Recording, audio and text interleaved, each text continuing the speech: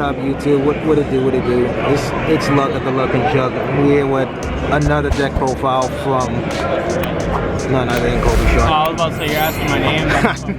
I'm sure they know you by now, so it's all good. Yeah, this is my deck from the NAWCQ 2023. Lost in the last round, but the deck was still really cool, so I figured I'd show everyone what it was. Good. We'll get right into it then. Yeah. So, first and foremost,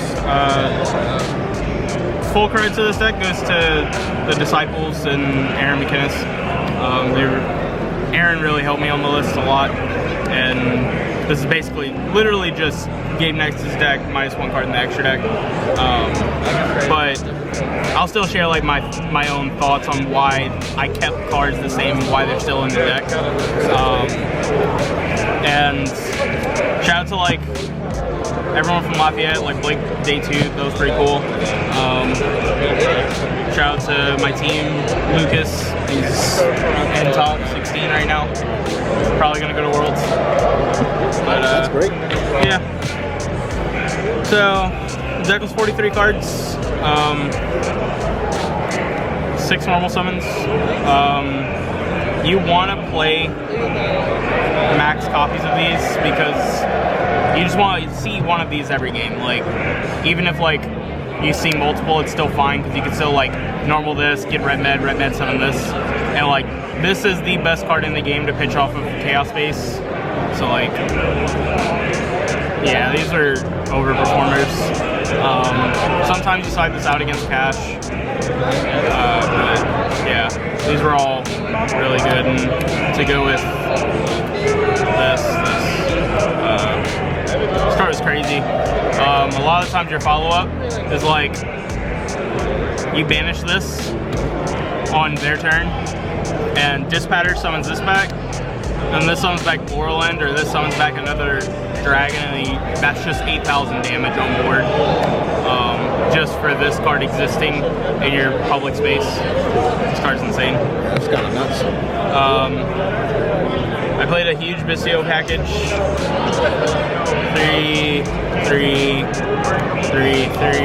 1, and a regain. No beast, because that card sucks going second, and every single card in this deck, other than the engine requirements, are designed to be able to play versus Cash on the draw, because that's like your worst matchup. It's not even close. I played like 5 Cashes in Swiss. This card's nuts. This card puts up so much pressure just existing. Like, if this card never stays and it stays for a whole turn, the game's over. This is just Cashier Birth, but for the branded deck and the Bastille deck. And this card gets to this card. This card also searches Magma, which is every other card in your deck. So that's nuts. And you max out on this one because you want to open this a lot, so you can like Ravine pitch this, get to this, and Ravine send Safer to add this back, and then use this, get Magma, and your engine's just rolling again. This deck's engine kind of flows with itself, so once it starts, it's really, really hard to stop this deck from playing. Levy and white-black. Side this out against Cash a lot. These cards were okay. This card is broken though. It's really cool. That was a very good YuGiOh card. Yeah. I played a pretty big rocket package. So it's these, Abs, 3 quick launch, and Caliber. The importance for this, it's a tuner that you can grab off of Tracer. So like, you can kill them if they go like insert effect to target this to pop it. A lot of times you can't chain this and grab this and continue your play because this isn't a tuner, but if you grab this, you can still make this pattern, and that is literally this whole deck. Like, this whole deck's goal is to make this pattern as often as possible and as early as possible. This deck card is just so broken. When you drew like the one of rocket cards, like did that happen like a lot? Yeah. So so most of my games involved me drawing 2 of these cards. Like, these are rough sometimes, but like, also, Dragon kind of like, every Dragon literally does the same thing, just some of them are a little bit better than the others. So like, even drawing this, if you have like other cards, it's still fine. Like, you can start your turn with this and then Striker add this back, boot summon, or like do something like that. This card was also pretty cool. Like, I used this effect a couple of times to get black metal out of my hand. Like, if I had to go normal Tracer, and then Tracer effect, summon this from deck, and then use this effect, summon black metal, make dark, add black metal, dark summon back a dude, and like... So it's still possible to combo even if you have these cards in your hand. Yeah, that's like the whole thing with this deck. There's really no hard garnets in this deck that prevent you from comboing. And you can also just choose to go like very low to the ground with your combo, like spheres plus cards in hand, or you could do like an FTK board with like 9 cards on board, and your opponent just doesn't get a turn unless they dark roller you. Speaking of FTK cards, this card's stupid. Like, this card is so broken.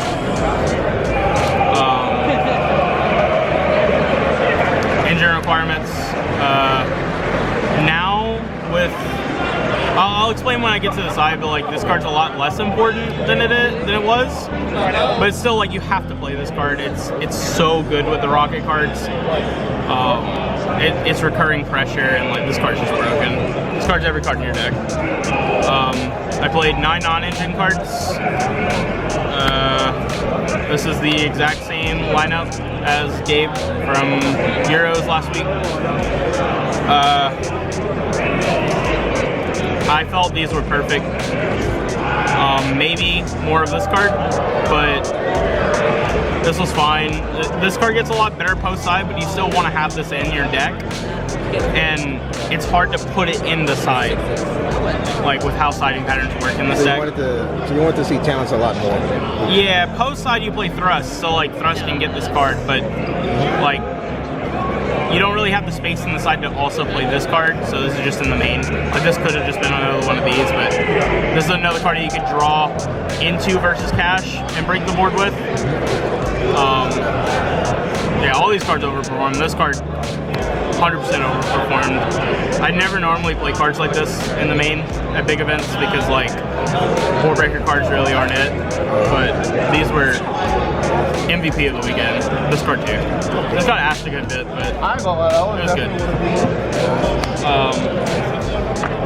So yeah, 43 in the main. That's just for like space purposes. Extra deck, super standard. You can play 2 of this if you play like, there's like 1 flex spot in here. You can play an extra one if you really want, but if you manage your resources, you never really need more. Same thing with this card. If you just manage your resources, you never need more. Like, if you're in a grind game and you just need to make this again, you can just put it back. This card's broken though. This is like your ideal end board. This was the best card in the extra deck over the weekend. Like, you got to use, I guess you use this card's hidden effect. So like, you do a combo, right, where like you get to this and this in hand, and you get to like do a bunch of stuff, and you special summon, so like you like have this on board, have this in hand, and any of these cards, right? So say this one, and say you got this on board, whatever. You can go like link this into here, and use this effect to summon this from your hand. Then you can use this, banishing this, summon this. Then you make Dispatter summon your card back. And then you can make either the Link 3, or you can make this card if you put it back. And then that makes Pissy Life, and then that makes Borland, and you also have Dispatter. Like, that's kind of nuts. Yeah, this card's hidden effect's awesome. Every time I activated it, my opponent looked at me like I was cheating or something. It was awesome. And Also, with this effect, now you can comfortably go like Ravine, pitch this, and not be like locked out of your rocket engine. Because it's just summon it. Thank you so much for your patience. It was a wonderful live duel. Awesome. Dark. This card's pretty good. Like, Dark in the Mirror. This card legit won me a game against Cash. It's pretty cool. Search Levy and put it in the Juice Hole board. It's really nice. Triple Burst. This card's nuts. You need this for when you make this, and you need to make a Link 3 points down.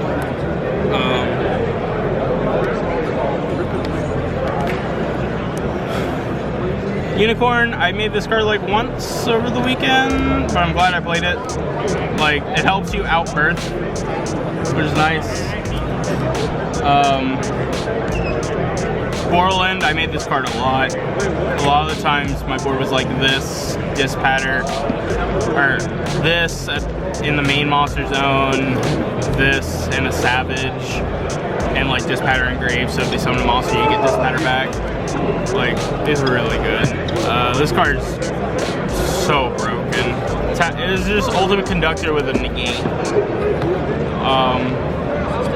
This card, it looks like a time card, but I don't think I ever used this guy's effect for the time purposes. Really? It was just his effect, like Dark Hole the board attack. Oh, you're actually like clearing boards with him. Yeah, this card was funny.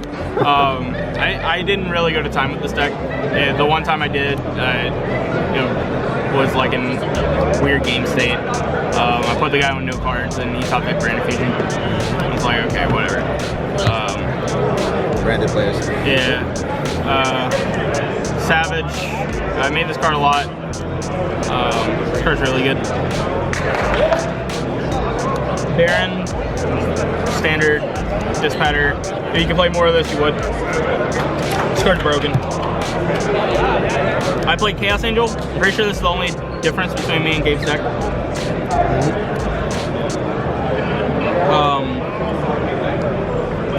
I feel like this came up a lot.